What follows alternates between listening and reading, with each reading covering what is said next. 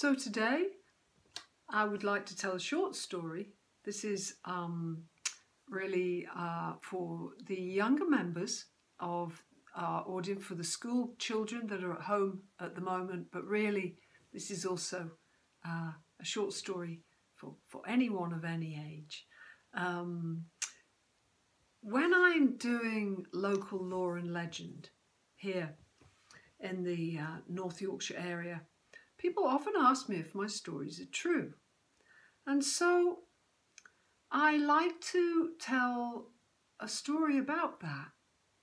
And it's a lovely old tale about the marriage between truth and story. And so, once upon a time,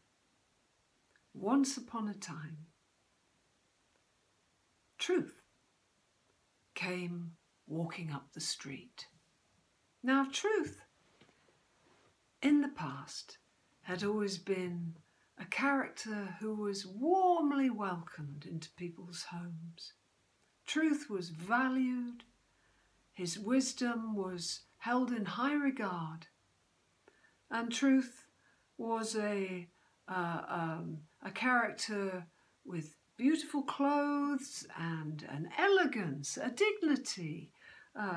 He held himself in a certain way that commanded people's respect.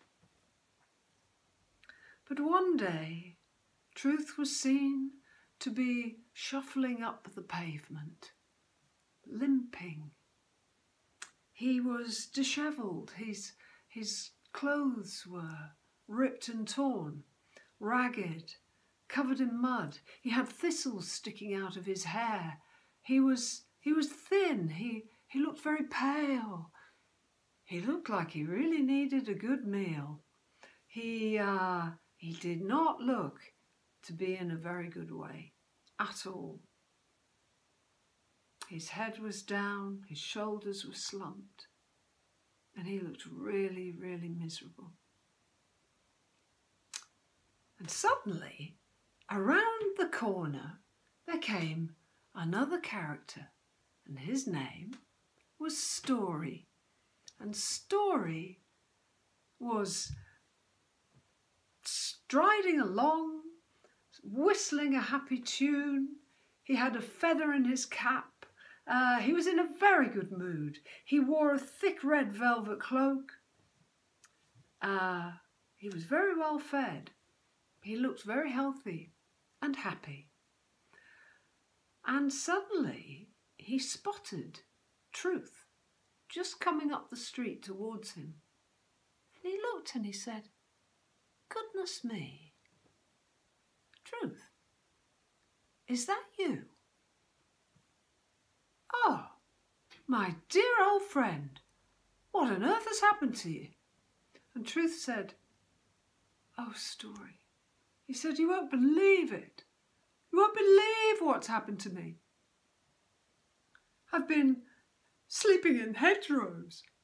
You know, people used to welcome me to their houses. They used to insist that I came and ate dinner with them. They would insist that I slept by the fire where I was warmest. They would make a place at the dinner table. They would stop and talk to me in the street. I was respected and loved, and now," he said, I don't know what's happened. They all started turning their backs on me.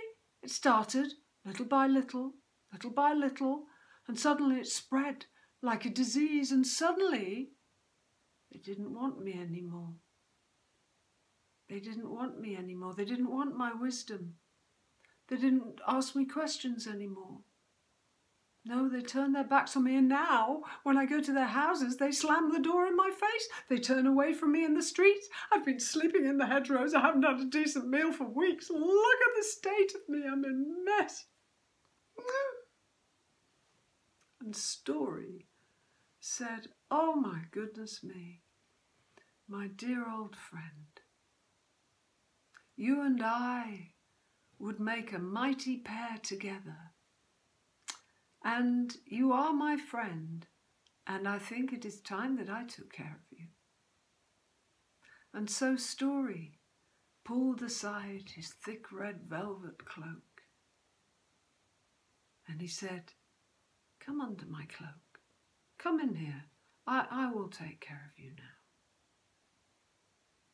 And he wrapped his thick blanket around Truth, kept him warm and safe, and it is said that ever since that day, Truth has been cloaked in story by story.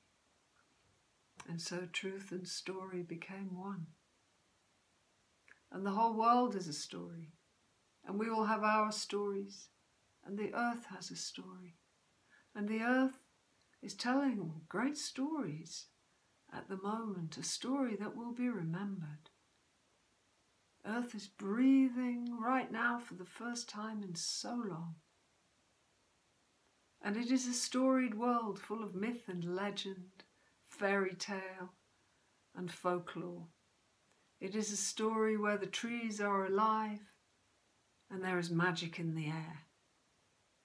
It is an ancient story, old beyond our understanding, the story of Earth. And in the weeks to come, I would like to tell more of these stories.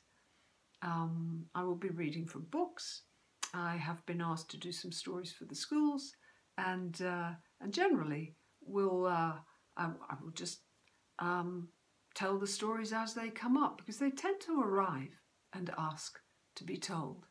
There will be more on fairies and the supernatural, and I will certainly be adding more to the local folklore. And on that note, I wish you well, I wish you courage and lots of love.